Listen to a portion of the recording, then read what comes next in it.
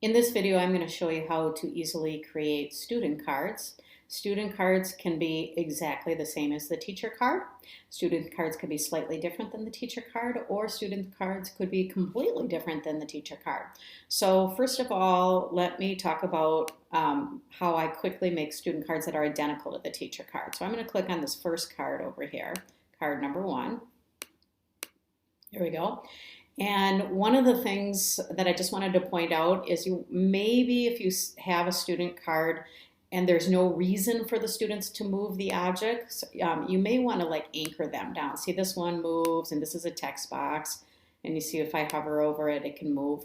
So one of the things I often do before I make it a student card or make a student card that's identical is I'll go over on the left-hand side in the menu, I'll click on the gear, and I'm going to anchor all the components on the page. That way, when you do send it to the students, they're not like focusing on what they can do with the objects if that's not the intent. So to make a student card that's identical as teacher card, I simply go to the teacher card on the left-hand side. I'm going to click on the gear, and I'm going to duplicate this card, and the duplicate will appear right underneath it. And then I get my cursor over the top of the duplicate so that I have that little finger, and I click and I drag it to the student card spot. So in this instance, the students will get a card that's identical to the teacher card. All right, this slide right here has a box that is set up to disappear. Let me go into preview mode so you can see what I'm talking about. So if I go to preview this card, like what it would look like during instruction, if I click on this box, I have it set up so that it disappears and reveals the text underneath. So what about if I want the student to basically have the card, but I don't want them to be able to click and see the answer like you could as the teacher revealing the answer? Well, what you could do is you could duplicate this card.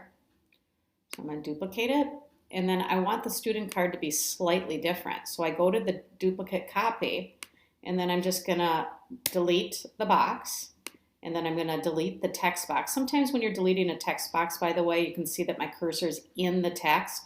I actually have to select the border to get rid of it, or you have to go to the gear and get rid of it. So it's a little harder to delete with the delete key a text box. Anyway, so I've deleted a few of the elements, and then I'm going to take and I'm going to drag that card to the student card spot. So student card and teacher card are slightly different. Now, let's say there's a time where you want all the focus up at the front of the screen. You can have, or if you want a completely different student card, if you click on the plus sign in the student card area, that will create a student card. And one of the things that I've done if I want the focus to be up front is I've just uploaded an object or an image that I insert on that page that is my visual cue to my students. So if you go to the upper left-hand corner, there's an insert tool. So I'm going to click on that.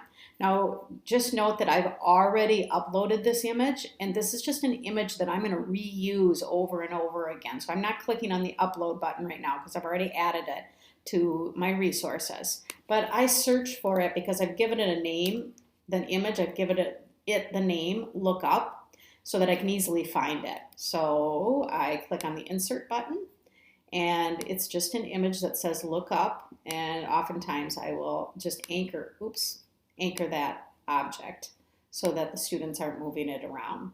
So those are 3 ways to create student cards that are either the same, slightly different, or completely different.